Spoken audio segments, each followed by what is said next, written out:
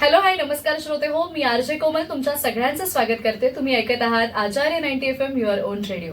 श्रोते हो, आपल्या सगळ्यांना कल्पना आहे की आपण आपल्या आचार्य 90 FM वरती नेहमी वेगवेगळे उपक्रम राबवत असतो आणि सध्या आपण अहिल्याबाई होळकर यांच्या त्रिजन्म शताब्दी वर्षानिमित्त विशेष कार्यक्रम राबवतोय, अहिल्याबाई स्मरण.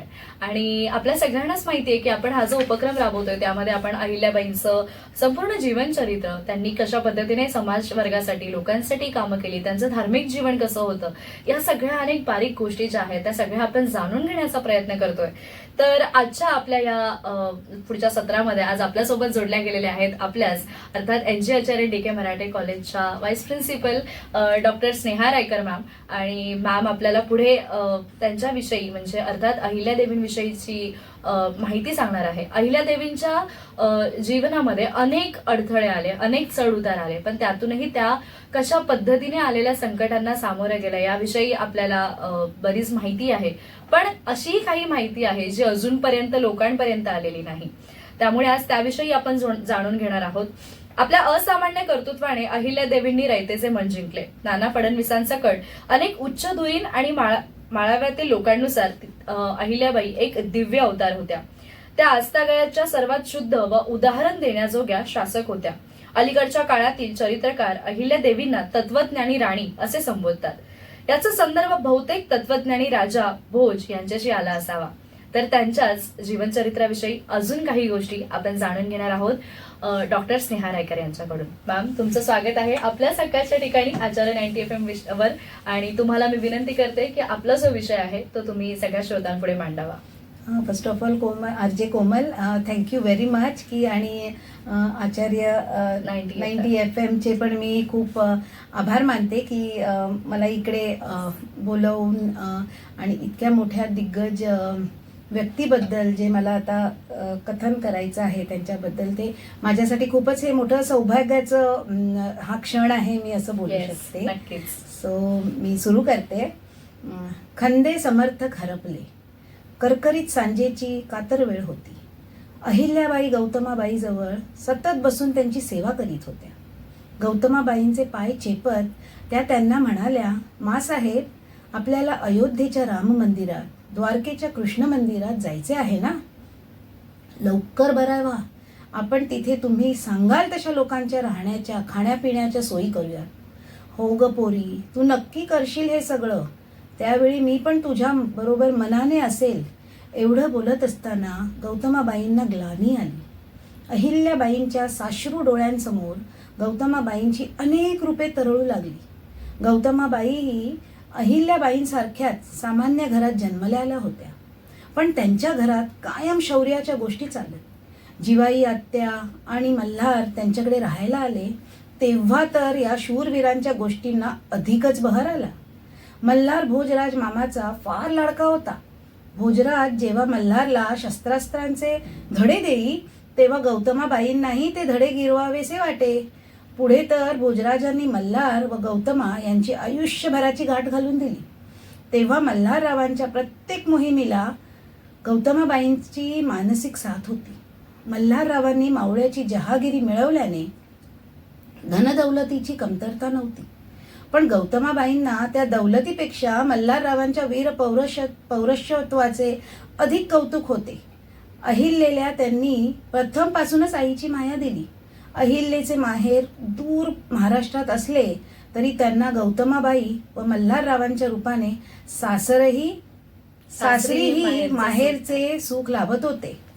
अहिल्याबाईंनी कर्तव्य कठोर होऊन जे जे निर्णय घेतले त्याला गौतमाबाईंनी मनापासून पाठिंबा दिला.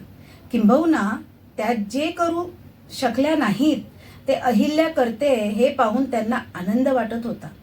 अहिल्याबाई गौतमाबाईंशी अगदी मनमोकळेपणे बोलू शकत होत्या. सती जाण्याच्या प्रसंगी मल्हाररावांप्रमाणे गौतमाबाईंनीही अहिल्याला धर्माचा किती सखोल धर्म सांगितला होता. त्या उभयांतांच्या शब्दाबाहेर अहिल्याबाई कधीही गेल्या नाहीत.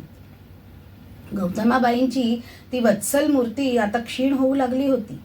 ग्लानीतून मध्येच जागे होत अहिल्याबाईंकडे पाहत गौतमाबाईंनी, माझा खंडू, होय मुली, तूच माझा खंडू आहेस, असे अस्पष्ट उच्चारात प्राण सोडला. गौतमाबाईंचे जाणे अहिल्याबाईंच्या जीवाला फार लागले. लोकमातेच्या माता होत्या त्या. गौतमाबाई म्हणजे होळकरांच्या वाड्यातील सौम्य तेवत राहणारा पावन नंदादीपच होता. त्यांच्या जाण्याने पसरलेल्या दुःखाच्या अंधारातून अहिल्याबाई मोठ्या प्रयासाने बाहेर आल्या. पण मल्हाररावांना कसे सावरावे हे त्यांना कळेना. गौतमाबाई मल्हाररावांच्या केवळ सहधर्मचारिणीच नव्हे तर बालपणापासूनची जिव्हाळ्याची सखी, जीवनाच्या अनेक वळणांवर त्यांच्याशी सल्लामसलत करू शकणारी हुशार साथीदार, मार्गदर्शक सर्व काही होत्या. त्यामुळे आता खरोखर मल्हाररावांना जीवनात रस वाटेनासा झाला. मोहिमेवर व्यस्त झाले तरच मल्हारराव आपले दुःख जरा बाजूला सारतील या विचाराने अहिल्याबाईंनी खंडणी न देणाऱ्या गोहदच्या राणाच्या बंदोबस्तासाठी मल्हाररावांना आग्रहाने पाठवले. त्या लढाईत मल्हाररावांच्या कानाला गोळी लागली होती. कान सतत ठणकत होता. तरीही पानिपतच्या युद्धानंतर जे मराठ्यांचे वर्चस्व कमी झाले होते ते परत नव्याने स्थापित करण्याचा मल्हारराव प्रयास करीत होते. त्यासाठी त्यांच्या अखंड मोहिमा, लढाया सुरू होत्या. महादजी शिंदेंच्या बरोबर ते लढत होते. मल्हाररावांचे कानाचे दुखणे वाढत गेले. त्यामुळे त्यांना अलमपूरच्या छावणीत विश्रांतीसाठी यावे लागले. तेथेही ते काम करीतच होते. पण दुखणे बळावल्यामुळे मल्हाररावांचे अलमपूरच्या छावणीतच 20 मे 1766 रोजी निधन झाले. म्हणजे हा महान योद्धा मोहिमेवर असतानाच कामी आला. अहिल्याबाई आतापर्यंत ज्या आधारावर निशंक उभ्या होत्या तो वत्सल आधारच कोसळून पडला होता. अहिल्याबाई पुरत्या अनाथ झाल्या होत्या. पण दुःखात थिजून जाणे त्यांना आता शक्य नव्हते. पोरक्या झालेल्या रयतेला सांभाळण्याची अहिल्याबाईंवर मोठी जबाबदारी होती. मल्हाररावांनी त्यांच्यावर टाकलेला प्रजारक्षणाचा विश्वास अहिल्याबाईंना शेवटपर्यंत सांभाळायचा होता. डोळे कोरडे करीत त्या उठल्या. प्रथम त्यांनी मल्हाररावांसह सती जाण्याची तयारी करणाऱ्या द्वारकाबाई व बनाबाई या मल्हाररावांच्या 2 बायकांना त्यांनी सती जाऊ नये म्हणून अतिशय कळकळून समजवण्याचा प्रयत्न केला. पण त्या आपल्या निर्णयावर ठाम राहिल्या. त्या काळी समाजमनावर जबरदस्त पगडा असलेल्या या अतिशय अनिष्ट, क्रूर अशा सतीच्या चालीच्या अहिल्याबाई विमोड करू शकल्या नाहीत. कारण त्यावेळी सती जाणाऱ्या बायकांच्याही मनावर पाप पुण्याचा भ्रामक विचारांचे गारूड होते. अहिल्याबाईंना उघड्या डोळ्यांनी आपल्या हृदयाला जाळणारी ही गोष्ट पाहावी लागली. अहिल्याबाईंनी अलमपूरला मल्हाररावांचे स्मारक बांधून त्याच्या कायमच्या देखरेखीसाठी 2 गावांचे उत्पन्न लावून दिले. मल्हारराव सततच्या मोहिमांमुळे व्यस्त असले तरी त्यांचा आणि अहिल्याबाईंचा पत्रव्यवहार सुरूच होता. या पत्रव्यवहारावरून अहिल्याबाई राज्यकारभारात केवढ्या मोठमोठ्या जबाबदाऱ्या सांभाळत होत्या याची कल्पना येते.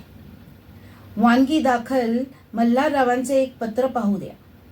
ग्वाल्हेरला असताना तोफखान्याची तेथे सोय होणे शक्य नव्हते. म्हणून अहिल्याबाईंनी स्वतःच्या अधिकारात तोफखाना सिरोंजेस हलविला. नंतर लगेचच मल्हाररावांना हा बदल कळविला. लगेच दिल्लीहून मल्हाररावांनी लिहिले, तुमचे पत्र पोहोचले. तोफखाना ग्वाल्हेरीस ठेवण्याची सोय नव्हती.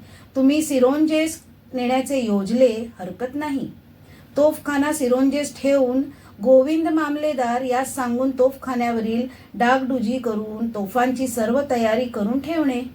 मल्हारराव सतत स्वाऱ्यांमध्ये गुंतलेले असल्याने तसेच कायम वेगवेगळ्या दौऱ्यांवर असल्यामुळे अहिल्याबाईंना माळव्याचा कारभार पूर्ण दक्षतेने पाहावा लागत होता आणि त्या आपली ही जबाबदारी व्यवस्थित पार पडतील याबद्दल मल्हारराव निश्चिंत होते.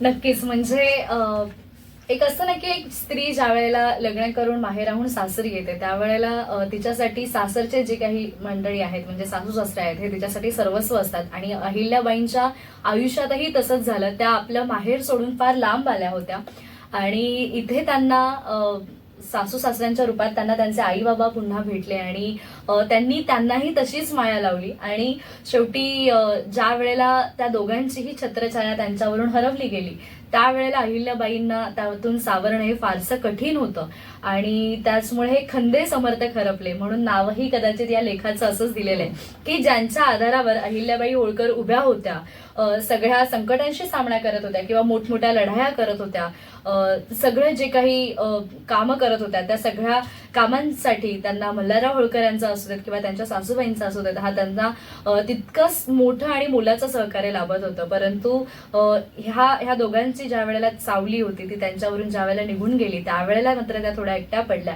आणि त्यातून त्यांनी कसं स्वतःला सावरलं याही गोष्टी आपण पुढे अजून नक्कीच जाणून घेऊयात.